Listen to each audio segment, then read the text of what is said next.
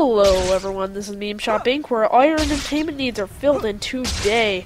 I am here to tell you about Spider-Man 2. Now, most of you already know about this, and that's pretty obvious. I mean, it's a pretty widely known game, but, you know, most people don't actually play it anymore, and that's a shame because they should. It's a really fun game. And there are a couple of key reasons. The first being the controls, which, as you can see, they look pretty intuitive if you were to ask me, and they're pretty incredible to play. And you'll see I just walked into that building right there, and that's one of the other things. You can just walk into buildings that have green or red icons or shades above them, and that's incredible. You can go into buildings in a Spider-Man game. I mean, there are not very many other games that you can do that, and that's a Spider-Man game. Actually, I can't think of one at all that you can do that that's not mission-specific. I mean, I just walked into this building. What other Spider-Man game can you think of that's this good that you can just do that? And the combat is amazing. You can just, like, it's a button masher at its base. But here's the thing, there are combos, dodges, avoids, anything you can really think of to be as a man-spider you can do in this. And I like how these guys are just chilling in here. I'm beating the crap out of thugs. They're about to kill us, and they're just kind of hanging out. But anyways, yes, this is a new series I'm doing called RBA. Rent it, buy it, or should I rent it, buy it, or should I just avoid it at all costs?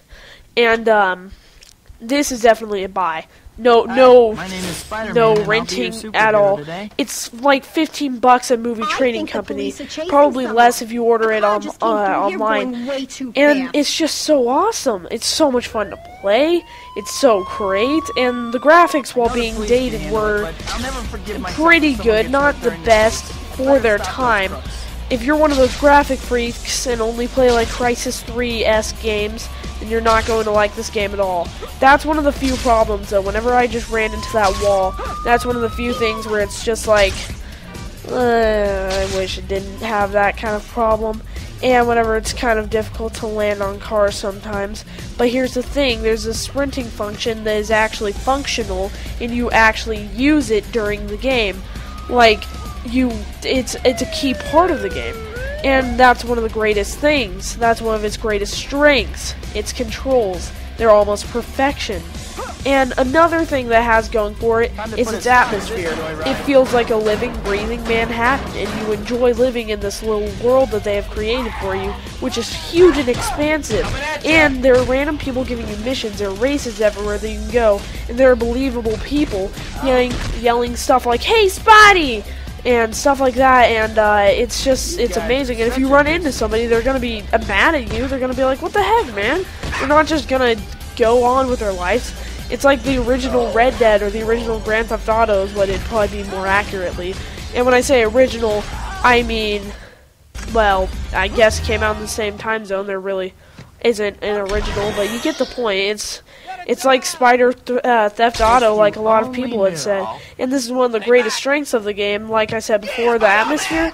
But another thing is that swinging through the city is just incredible. It's so much fun. It's exhilarating. And that's where they missed the spot on The Amazing Spider-Man. They tried to make it better by moving the camera closer, but I really didn't think it had much of an effect. The only problem with the original games is stuff like this, where it's really difficult to kill people with guns.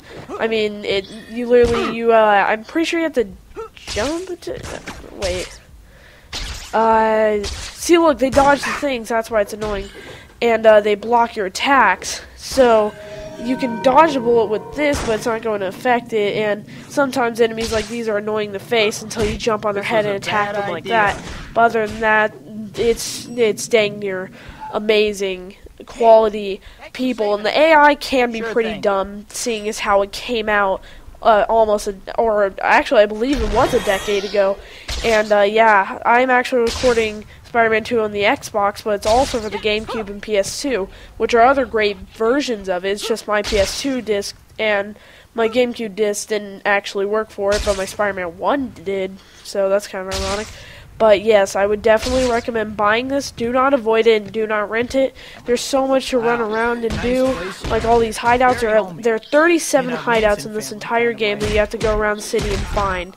And there are many buildings you can go into. You can upgrade. You can lab around the city. There are random missions. You can basically do whatever you want as long as it's spider related. And that's pretty incredible.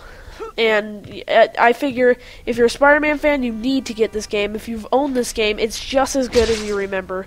Don't even worry about the quality getting lower or whatever. It's still a huge world. You see people moving, you see cars driving along, and I guess that's typical in games today, but in games then it wasn't. Only GTA had that kind of stuff, that kind of realism. But yeah, you can walk into many buildings, do random stuff. It's incredibly fun and exhilarating. I definitely have to recommend buying it. And for my next RBA, I will be doing Predator Concrete Jungle, so join me as we go into the hunting grounds of the Predator, a movie in which I just recently bought, and you will learn what I think and my final verdict as if you should rent it, buy it, or avoid it. This has been Meme Shopping, giving you Spider-Man 2 RBA. Out.